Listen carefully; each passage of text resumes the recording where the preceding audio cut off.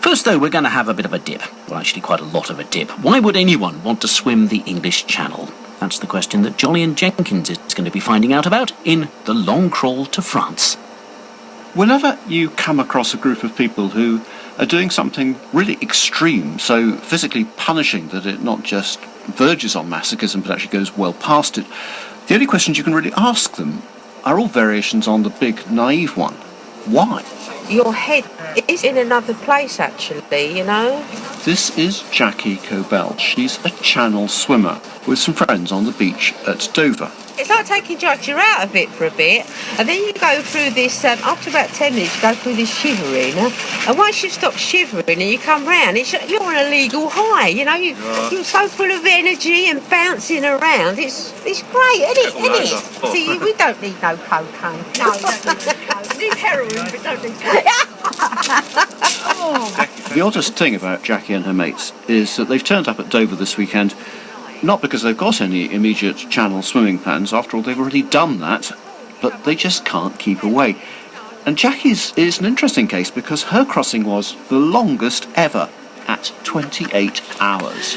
And I kept seeing the French coast. I thought, oh look, it's only about 10 minutes away. Why is it night again? The way the tides run, they just push you further and further away. So I'd be swimming along, look up, there it is, look up again. Where the hell has it gone? You know, and that kept happening, you know. So we're supposed to come in at the Cape Negret over there somewhere, but I didn't. I was sort of hovering around in the opening of the Calais pool, trying to miss all these P&O ferries, and they was honking their horns and that. And at one point I thought I would have to have climbed up on the harbour wall, but luckily another bit of tide pushed me around to this sandy bit. A lot of people who plan to swim the channel do their training in Dover Harbour at a swimming school run by the veteran coach Freda Streeter. She starts running it in May, and this year spring was so cold that the water temperature was only 9 degrees. Some people just get on and do what they're told. Others keep getting out early and everything else, and they have to be pushed back in. A rod of iron, really. That's your secret? Yeah. How many times have you swum the channel? I haven't. Have you ever tried? Why would I want to get in there? Well, there's a ferry there. So why would I want to swim the channel? I am here to help people achieve their dreams, but I ain't getting wet. I mean, we don't get paid for this. They call you the General. Yeah. And you don't mind it, do you? Because it's your email address. That's right. Yeah, that's it. Are you a bully? Yes. We've got to be. And you're here every weekend? I've been here every weekend since 1982. Right, can you go the rounds, please? You're doing 35 minutes. I know a lot of you feel that you can do longer, but it is not worth it with this cold wind and the cold water. We do not want you injured at this stage in the game. Have fun, and I want you back in 35 minutes, all of you. Have fun. Go. Mad, all of you. There are some programmes where you feel you ought to take part, and others where you don't. This is one of the latter. But I am just going to take my shoes and socks off and just see how cold it is. I've got a terrible admission, which is that I haven't filled in the BBC risk assessment form for this. Oh, that is freezing. I'm up to my calves, and I'm already beginning to lose. I'm not losing sensation. I wanted to say I'm losing sensation, but I'm not. I'm actually feeling quite a lot of pain in my feet. God, it's cold. I was bloody freezing, and I'm going to get out right now. I haven't brought a towel either. That was a bit foolish of me. There's something incredibly retro about swimming the channel. Everyone harks back to Captain Matthew Webb, who did it in 1875 for the first time when he smeared himself in porpoise oil, dived off the Admiralty Pier in Dover, and just headed south. He was accompanied by 3 escort boats. He wore a red silk swimming costume, and he proceeded with a stately but steady breaststroke until he crawled up the beach at Calais 22 hours later. At one point, a pleasure cruiser came alongside and the passengers sang Rule Britannia. He was hailed as a national hero, and people lit bonfires. Nowadays, his time of 22 hours wouldn't really be thought of as anything very special. The average now is about 13 and a half hours. And the number of people doing it has increased incredibly. In 1992, there were 28. Last year, there were 103. No one smears themselves with animal fat anymore. In fact, the whole greasing up thing is a bit of a myth, although they do use Vaseline to prevent chafing. But in almost every other respect, it's exactly the same as in Captain Webb's day. You can't wear a wetsuit or flippers or any hat that will keep your head warm. You just have to get in the water and keep on swimming until you get to France. And it's hard, it's really hard. More people have climbed Everest than have swum the Channel. The only big change has been in the feeding. Captain Webb did it on beef tea, brandy and beer, but nowadays the secret weapon is a white powder called Maxim. So, what is this? It's pure carbohydrate powder. There's a bucket full of it. Yeah. Does it taste of anything? No, we flavour it. Be careful you don't get sticky. So now you're adding a kind of fruit squash. Yeah. Do they like it? Some do, some don't. But if they train with us, they have to like it because we don't run around. It looks like something you'd feed to cattle. Looks like animal feed. Something swim with our animals. Yeah. And how do they get to drink it? Lean over the side and give it to them. Or throw it in a squeezy bottle. They can't touch the boat, can they? No. Yes, the boat. I went to speak to Mike Oram, chair of the Channel Swimming and Piloting Federation, not to be confused with the rival Channel Swimmers Association. Why are there two bodies that regulate and record channel swims? Don't ask. Mike spends most of the summer going back and forward across the channel, accompanying swimmers in his boat, Gallivant. So, what does the pilot do? What does the swimmer do? The swimmer is the pilot's third engine, right? All they do is get in the water and swim. And the pilot then organises the navigation and the course, copes with the weather, decides how they can do the crossing, whether the crossing can be done, decides whether the person in the water is capable or has to come out on grounds of safety, and all the other bits. You don't go straight from Dover to Calais in a straight line, do you? You can't. You have to work with the water. The water flows up the channel for 6 hours and flows down the channel for it's actually 6 hours and 20 minutes or thereabouts. It varies day to day. So if you're swimming across the channel, it's actually 21 land miles. So that's 21 miles as the crow flies. But because of the tides, people go across in an S shape or a double S if they're slow, meaning that they actually travel 30, 40, 50 miles. And if they mistime it, they can end up in the water much longer than they need to, and may not be able to land at the closest point in France because they get swept further up the coast. So the pilot's main job is to stop that happening. When I started doing it in 1982, instead of looking at it from the point of view of there's France, we aim for it and we hope we get there, I had the charts out, and as the world progressed with computers, I put together a program where I could put the tides in and see the shortest routes. That's why the times have come down. That's how I've managed to achieve all the records. But if a record is broken, it sounds like, in your mind, it's the pilot who should take the credit for it. Well, if you want to break a record, then you need someone that can break the record, and that someone's not the swimmer. And I don't believe a word they say because they always exaggerate because it's their dream, and they don't look at it from a reality point of view. Most of the people that swim the channel are dreamers, and they've sat in the pub in November and they think, oh yeah, I do a mile in the pool, I can swim the channel. Are you saying that quite a lot of them are delusional? I think all of them are delusional. Even with all this technical help, the success rate for solo channel swimmers was only 62% last year. It costs about £3,000 in piloting charges and other fees, which means that a lot of money is being spent on failed dreams. The next time I went back to Freda Streeter's Dover swimming school was in June. Summer still hadn't really arrived, but the swimmers were trying to do 6-hour stints, which is the minimum you have to do before you're allowed an attempt. Are you confident all your ones this year will make it? No, I've got two that I know well. And I've got one in particular who doesn't know anything about discipline, he doesn't know about organising himself and everything else, and I'm sorry, he's not going to get past the harbour wall when he goes out. Have you said that to him? I've told him. I'm naked, I shout, scream at him. What's going to happen to him? He really should get 5 other swimmers around him and do a relay, and then he will know what he's up against out there. He is an excellent swimmer, but not a cold water swimmer. She's talking about Charlie, a 20-year-old student who's not only trying to swim the channel but take his A-levels at the same time, having missed out first time round. Today he came out after 2 hours. I don't think I'm ready to do the solo this year. I've only been swimming for a year. Really? Yeah. I mean, I could totter around in a pool, but, I mean, never swam with my head underneath the water or anything like that. So, swimming the channel was a bit balmy, and I knew that it was going to be a risk. It takes a lot for me to get in the water. Today, I don't want to get in. Well, that's kind of sensible, isn't it? I mean, it's cold and wet. Yeah. But what has motivated you to try it? I love pushing myself, challenging myself. It's brilliant.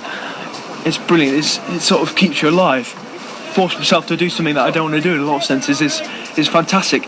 And the feeling you get when you complete something that you don't want to do to start off with, and that feeling of yes, I did it. I got through that. That's brilliant. So the whole point is that you don't want to do it?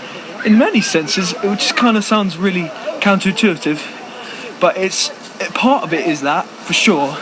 There are people on Dover Beach who've done extraordinary things. I met a woman who's swum the channel despite being paralysed from the waist down. There are people there who are well past retirement age. People planning to do it not just once, but there and back in one go. Even there, back and back again, a three-way. And I met a man planning the double who seems to be attracted to it simply because he might not succeed. It's just getting to a point where it's almost impossible to do, and it's trying to go beyond that. On a single crossing, mentally I was always prepared to do it. I always believed I could do it. In fact, it would have been a shock if I couldn't do it. For a two-way attempt, it's almost impossible. So it's like trying to solve a problem and trying to work out how you can get back. So, becoming fitter, fatter, faster, whatever it takes. So my plan was to find someone who was going to swim the channel, to follow them through their training and then accompany them on the boat. But the first problem was that nobody knows exactly when they're going to do the attempt because it depends entirely on the weather and the tides and their place in the queue. Problem two was that as the season progressed, the training swims got longer and longer. You can't interview people while they're in the water, and by the time they got out, they were barely able to speak. And then the third problem was that on the 14th of July, the whole subject became a bit darker. You're with BBC Radio Ken. The time is 11:47 now. We've had some sad news coming in this morning. It's just been confirmed by the Foreign Office that a British woman has died trying to cross the English Channel.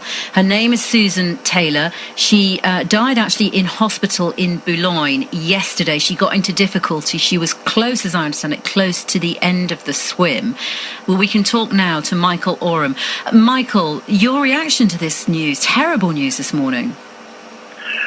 Well, yes, it's one of those unfortunate things. We were at sea yesterday, same time as it happened, actually, and within about 5 or 6 miles of it. Susan Taylor had had a suspected heart attack. It meant that she was the 8th person in the history of channel swimming to die in the attempt, and the second one in 2 years. But no one stopped swimming, and the next morning Mike Oram called me and said that one of his clients was going to leave at midnight and I could be on the boat. The swimmer was Caroline Sims, a 40-year-old forensic osteoarchaeologist from Nottinghamshire. I'm actually swimming this swim for her. Did you know it? Yes. I'm going to get 2 pebbles, one for me, one for her. When you get there, you'll pick up a pebble. It is one of those things. This is an endurance sport. But it must make you think that I'm not going to push myself further than I know I can, doesn't it? No, it actually has solidified my determination to do this. I'm really not backing down off this one. Caroline was starting the swim from Dover's Shakespeare Beach. Incidentally, you can't start from France because the French don't allow it. So she first had to swim to shore from the boat. Hang on, just trying to get a lot on. Hang on, you're flashing. This is Angela, one of Caroline's support crew, and she's trying to attach flashing lights to her costume so we can see her in the dark.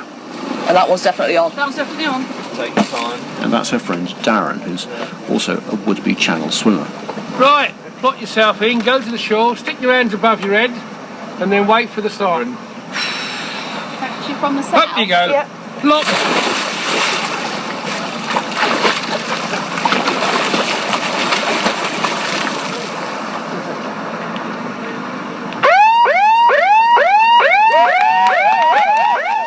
Up on deck, Angela and another friend, Nicola, are in charge of Caroline's feeding.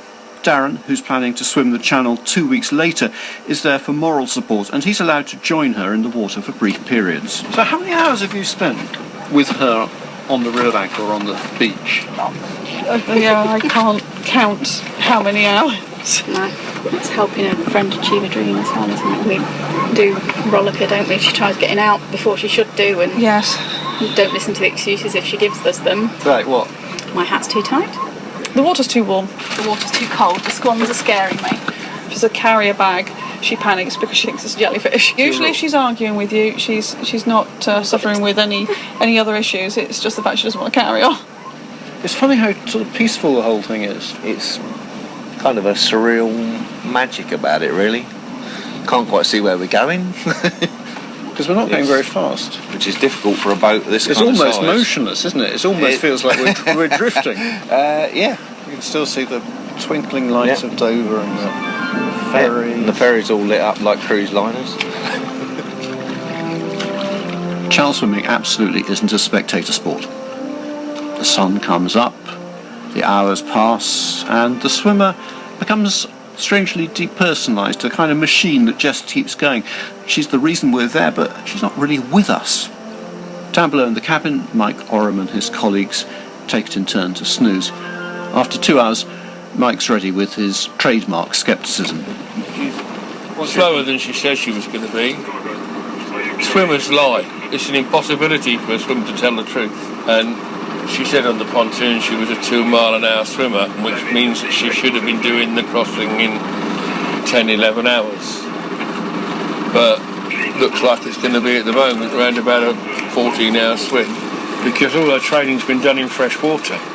And all her training, she doesn't understand what she's doing at sea. She's had a few short swims.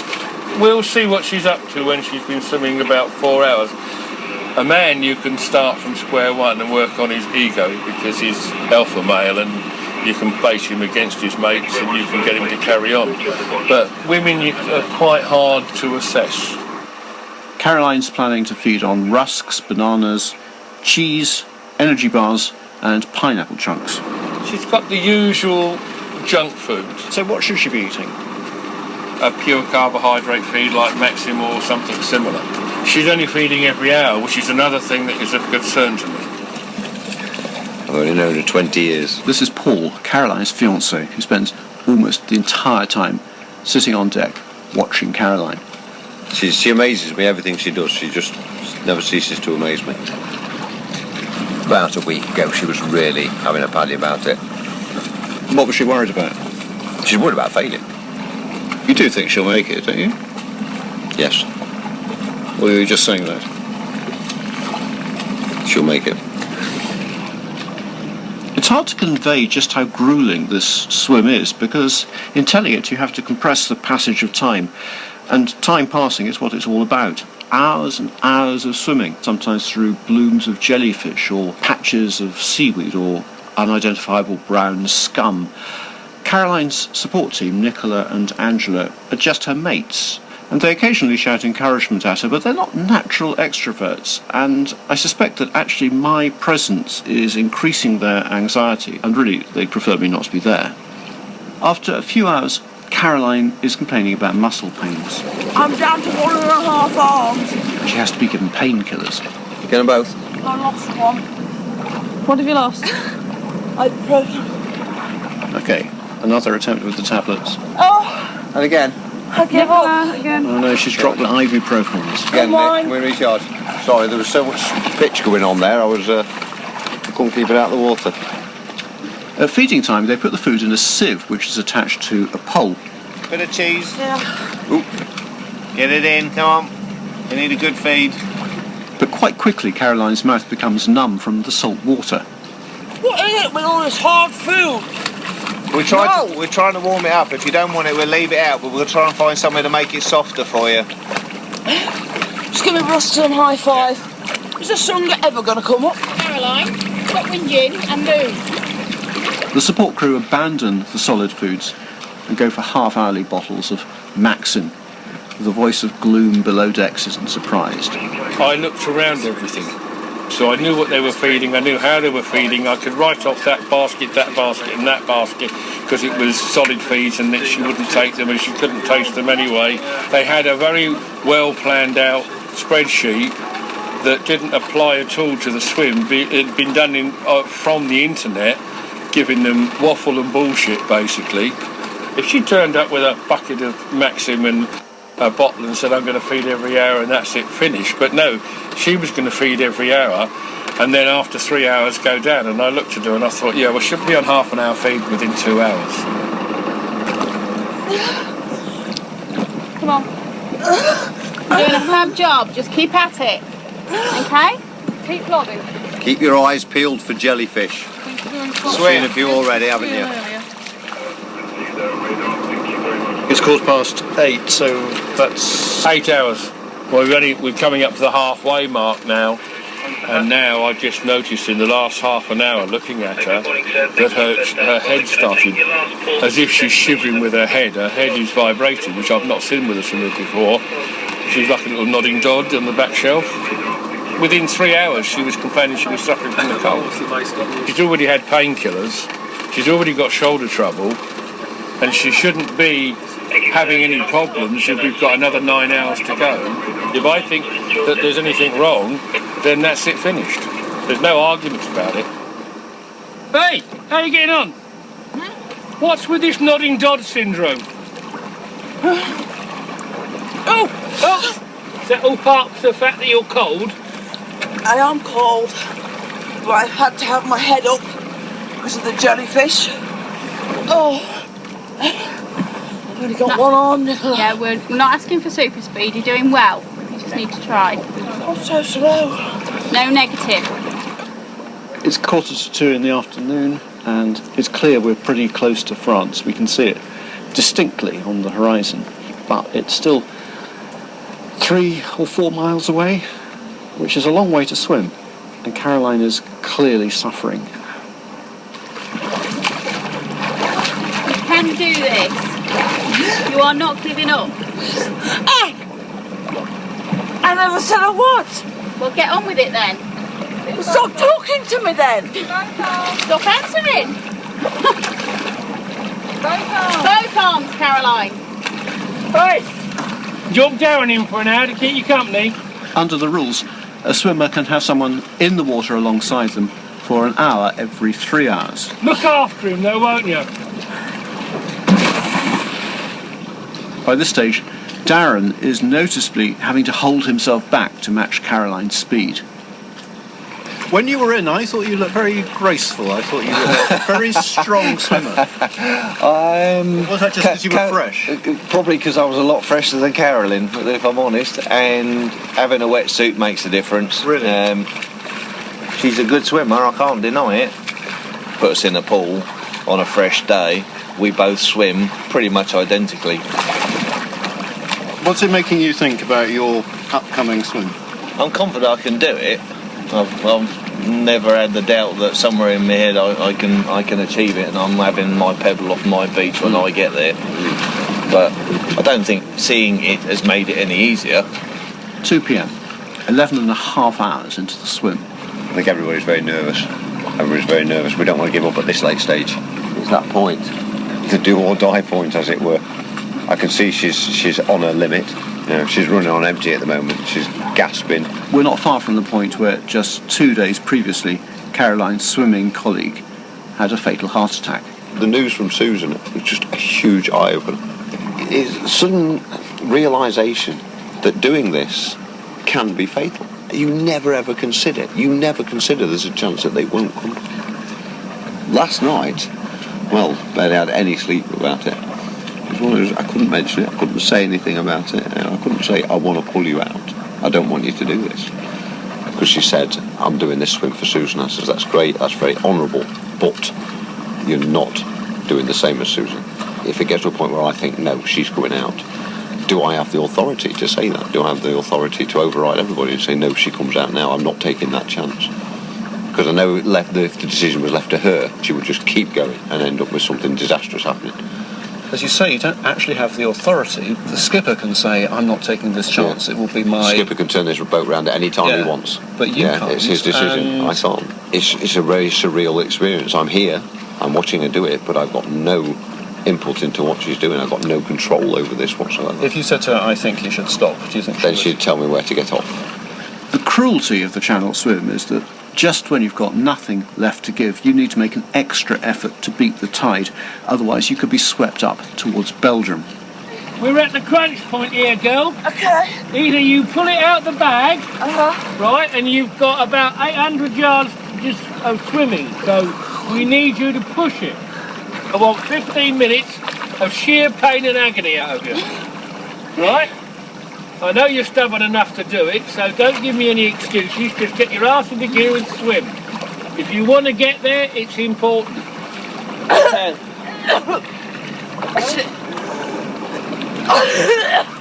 Off you go, double quick. Go. Hurrah, And then she's there.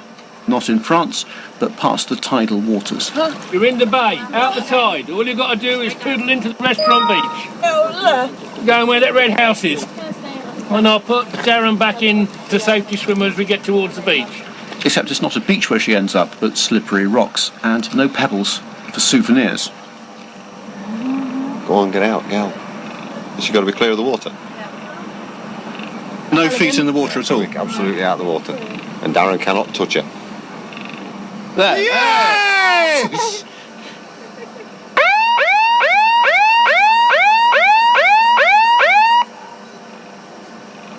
And back she comes. She must have been in France for a minute. Darren, grab us some seaweed. She can keep it in a bottle. It's taken 16 hours and 35 minutes, and about half an hour for Caroline to stop shivering as the boat powers back to Dover. It's a very surreal experience. I know I've done it. I'm really glad I did it. And I'm glad I managed to not let anybody else down either. I really, really enjoyed swimming with Darren. Just a little bit of company goes an awfully long way. I've offered to come and be crew for him. I don't think he'll be quite as bad as me because I've had shoulder issues for the last 18 months. Will you do it again? Never say never. Sometimes you just like to beat yourself over the head with a big stick just to prove you're not dead. Which just leaves Darren. 3 weeks later, he makes his attempt, but he has to give up, just 5 miles from France. He wrote about it next day on his Facebook page. When I got in the water to kick off my swim, I had a head full of positive vibes, and thankfully they lasted till I was taken out of the water 31 miles and 14 hours later. I gave it my best, and who knows, I may have unfinished business with the Channel. To date, it was the hardest thing I've ever done, but the most rewarding and humbling experience of my life so far. Thank you, everyone. The Long Crawl to France was presented and produced in Bristol by Jolyon Jenkins. Dilemma